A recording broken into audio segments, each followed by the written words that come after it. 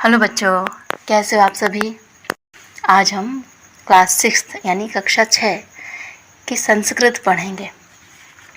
संस्कृत रुचिरा। रुचिरा ये बुक का नाम है और इसका प्रथम पाठ है शब्द परिचय।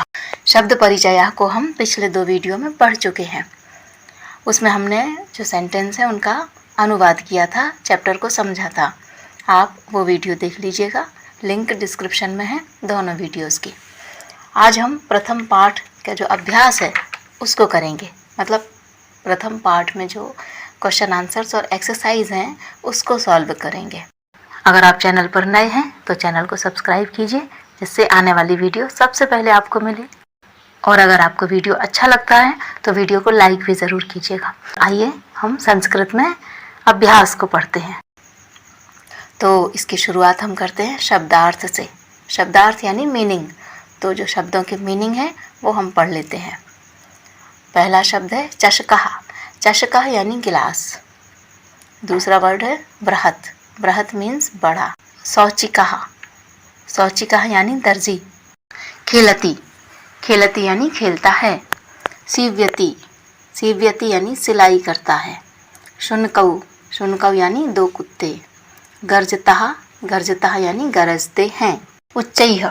उच्चैः यानी ज़ोर से। एतौ। एतौ मीन्स ये दोनों। बुक्कतः। बुक्कतः यानी भौंकते हैं। बलिवर्दौ। बलिवर्दौ मीन्स 2 बैल। धावतः। धावतः यानी दौड़ते हैं। कर्षतः। कर्षतः यानी जोतते हैं या जोत रहे हैं। वृद्धाः। वृद्धाः यानी बूढ़े या बुजुर्ग। गायन्ति। गायन्ति मीन्स गाते हैं या गायन करते हैं। हसन्ति। हसन्ति मतलब हंसते हैं। स्यूताः यानी बैग्स या थैले। हरितवर्णः। हरितवर्णः मीन्स हरे रंग के। नीलवर्णः। नीलवर्णः मीन्स नीले रंग के। तो ये चैप्टर के बाद में जो मीनिंग्स थे, जो शब्दार्थ थे, उसको हमने पढ़ा। आप इन्हें लर्न कर लीजिएगा। अब हम अभ्यास करते हैं। अभ्यास में भी पहला जो प्रश्न है वो है उच्चारणम कुरुत। मतलब जो नीचे शब्द लिखे हैं उनको पढ़ना है, उनका उच्चारण करना है। हम उच्चारण के साथ साथ इन शब्दों के मीनिंग भी समझते हैं। तो चलिए उच्चारण कुरुत उच्चारण करते हैं। छात्रः। छात्रः मीन्स छात्र। गजः। गजः मीन्स हाथी। घटः। घटः मतलब घड़ा। शिक्षकः। शिक्षकः मतलब शिक्षक। मकरः। मकरः मतलब मगरमच्छ। दीपकः। दीपकः मीन्स दीपक। मयूरः। मयूरः मीन्स मोर। विडालः। विडालः मीन्स बिल्ली। अश्वः।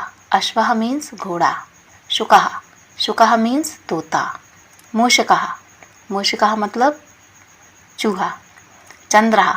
चंद्रः मतलब चंद्रमा। बालकः। बालकः मीन्स बालक। चालकः।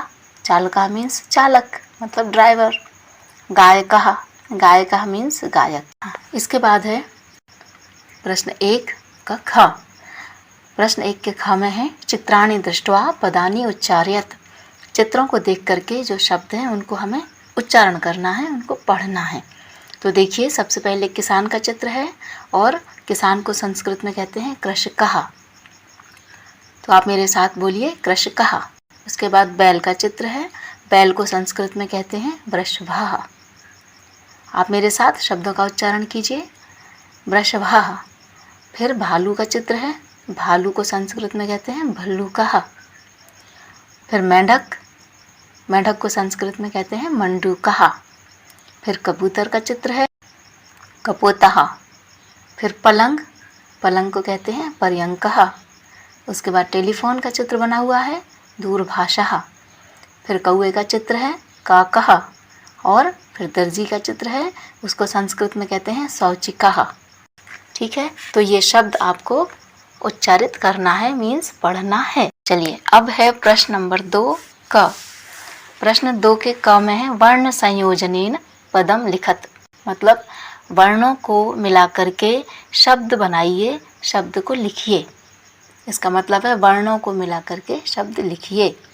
तो जो च है या अ है या फिर क है, इसको हम वर्ण कहते हैं और इन वर्णों को मिलाकर के जो बनता है उसको शब्द कहते हैं।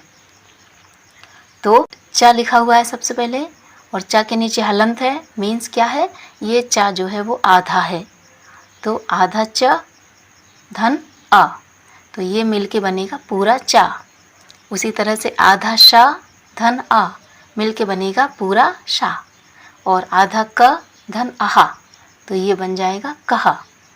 तो इस तरह से च धन शा धन कहा, तो ये पद बनेगा या शब्द बनेगा चश कहा। फिर इसके बाद है आधा सा धन औ धन आधा च धन ई धन आधा क धन आहा, तो इसको भी देखिए, आधा सा और औ मिलके बनेगा सौ। फिर धन आधा च और ई, तो ये हो जाएगा चा में छोटी ई की मात्रा, और फिर आधा क धन आहा, तो ये हो जाएगा कहा। तो इस तरह से पद बनेगा शौची कहा या शब्द बनेगा शौची कहा। आपको समझ में आ गया? आ गया होगा। और अगर अभी भी थोड़ा कुछ समझ में नहीं आया तो हम अगला उदाहरण देख लेते हैं। देखिए, आधा शा धन उ धन आधा ना धन आ धन आधा का धन औ। तो अब इनको मिलाते हैं हम। पहले हम आधा वर्ण और एक स्वर मिलाएंगे और उसके बाद फिर सबको मिला करके शब्द बनाएंगे। तो देखिए, आधा शा धन उ, ये हो गया शा में छोटे उ की मात्रा शु।